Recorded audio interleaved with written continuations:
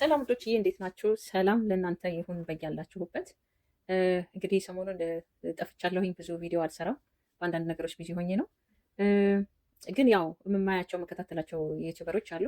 በተለይ የነ አኑና ኪያን፣ የነ ቶዬን፣ የነ ሶፊን ግሩፕ ከታተለዋለሁኝ እና ከመጀመሪያው ጀምሮ ስለማያቸው ምክንያት ስላለኝ ነው እነሱ ናቸው የነበረው። የሆነ እኔ አገር ቤት በነበርኩበት ሰዓት ያሳለፍኳቸው ነገሮች ስላሉ በጣም ብዙ ጓደኞችም ስለነበሩኝ በእንደዚህ አይነት መልኩ ብዙ ጊዜ እነሱን ሳያቸው አንዳንድ ነገር አስታውሳለሁ እና በጣም ደስ ይለኛል የእነሱን ቻናል ማየት እና በጣም ነው የናፈቁኝ እውነት ለመናገር። በተለይ ቶዬና ፓርኪ በጣም ነበር የወደድኳቸው።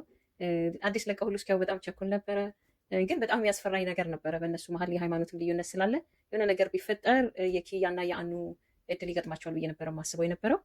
አጋጣሚ ሆኖ ደግሞ ሰሞኑን ያልተስማሙበት ነገር አለ። ብዙዎቻችን የምንከታተላቸው እናያለን። ይህ ሰሞን ደግሞ ቪዲዮ እየለቀቁ አይደሉም ማለት ነው። ይህ የሚያሳየው ጥሩ ሁኔታ ላይ እንዳልሆኑ ነው እና ይሄ ደግሞ ሁላችንም የምንፈራው እየነበረ ነው። ግን እስቲል እየደገፍናቸው ነበረ። ቤታቸውን እስከ መናፈቅ ድረስ ደርሰን ነበረ። እንደውም በጣም የሚገርሙ ኮመንቶች አይ ነበረ ቶያና ፓርኪ ቪዲዮ በሚለቁ ጊዜ ደስ ይላል የሚደረገው ኮመንት የነበረው፣ ግን ያስፈራልም ደግሞ ነበር እና በዚህ ሁኔታ አሁን ቪዲዮቸውንና አብረው መስራታቸውን አብረው ጊዜ ማሳለፋቸውን ካላቋረጡ እንደውም ወደፊት በቃ አሳዛኙ የኪያና የአኑ ታሪክ ይፈጠራል ብዬ ነበር እኔ በግሌ የማስበው የነበረው ነው። እና ያው ሰሞኑን እንግዲህ ጠፍተዋል። የጠፉበትን ምክንያት ሁላችንም በትክክል ፕሮግራማቸውን የምንከታተል ከሆነ እናውቀዋለን ማለት ነው። እና ባይጠፉ ደስ ይላል። ከምር ሲጠፉ ደግሞ በቃ አይለቁም እንደ ምንድን ነው መቼ ነው ያንቀልዳቸውን ጨዋታቸውን የምናየው ምናምን ሁሉ ያሰኛል። እና ሁልጊዜ ኢትዮጵያ ቀን ሲሆን እዚህ ያለሁበት ሀገር ሌሊት ነው እና ልክ ስነሳ ከፍቼ መጀመሪያ ለቀቁ አደቀቁ ብዬ ነበር የእነሱን ቪዲዮ የሚያየው።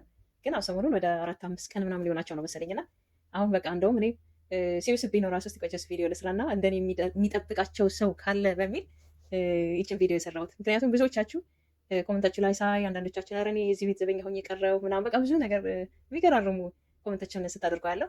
እንግዲህ እስኪ በሚቀጥለው እንደውም ኮመንቶች በጣም ስለሚያዝናኑ ኮመንቶችን ብቻ ይዤ እመጣለሁ እና ወንዶችዬ ሁላችንም ስለምንወዳቸው በተቻለ መጠን ጥሩ ኮመንት ጥሩ ሀሳብ መስጠት አለብን። ይሄ ሪል ሾው ነው።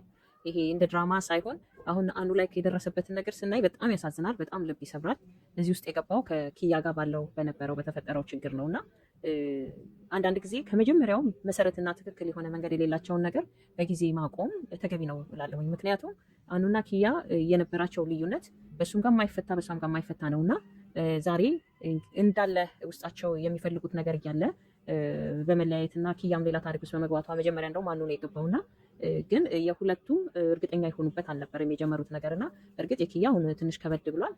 ከዚህ በኋላ ያለውም አንዳንድ ነገሮች ታሪካቸውን ስታይ ብዙ ይሄን ያለ የሚያጓጓ የሆነ አይደለም። ምክንያቱም ኪያ ትንሽ አቋም የሚጎላት ትመስላለች እና ብዙ ጊዜ ስናያት ምንድነው የራሷ አቋም ያላት ሴት አትመስልም። ወደዚህ ወደዚህ የምትለው ነገር አላት። ለምሳሌ አሁን በእሷ ላይ የመጣው እሷን የሚረብሻት የነበረ ሰው ብዙ ነገር ያደረጋት ኪድናፕ አስደርጓት የነበረ ሰው መጥቶ አንድ ተራ ወሬ ስለነገራት ብቻ ወደሱ ሀሳቧ እየተንሸራተተ ነው ያለውና ምንድነው ሁል ጊዜ ማንም ሰው ቢሆን የኔ ብሎ የመረጠውን ሰው ሊያምነው ይገባል። እስከ መጨረሻው ድረስ እውነታው እስኪታወቅ ድረስ የእሱ ደጋፊና ከእሱ ጋር የሚቆም መሆን አለበት ሰው በባህሪው። አኑ ማናት ኪያ አሁን የያዘችው ሰው አለ ጆ። ለጆ እውነታው እስኪወጣ ድረስ ከጆ ጎን ነው መቆም ያለባት። አንድ ተራ ሰው መጥቶ እዚህ ጋር እንደዚህ ነው ባላት ቁጥር እሱ ጋር መጨቃጨቅ መከራከር ሳይሆን በቀጥታ እሱን በመደገፍ ነገሮችን ቀስ እያለች ማየት ትችላለች እና አንዳንድ ነገሮች በዛ ሳይ የሆነች አቋም ያላት ሴት አትመስልም። እንደዚህ አይነት ሴት ልጅ ደግሞ ጠንካራ አይደለችም። አቋም የሌላት በራሷ የማትተማመን ሴት ናት። አቋም የሌላት ሴት በራሷ የምትተማመን ሰው እስከ መጨረሻ እውነቱን እስክታውቅ ድረስ በማንነቷ በአንድ ቦታ ላይ ቀጥ ብላ የምትቆም ሴት መሆን አለባት እና ኪያም በዚህ አጋጣሚ ሁኔታዋ ሲታይ ትክክል አይደለም እና እስቲ ለማንኛውም እኛ አሁን የመጣ ነው ዛሬ በባርኪ እና በቶዬ ቤት ነው የመጣ ነው። ቶዬና ባርኪ በእህትና በወንድምነት ይምጡልን የምትሉ እንግዲህ ኮመንት ላይ አስቀምጡልን። ለዛሬ ይበቃል። ባይ ባይ።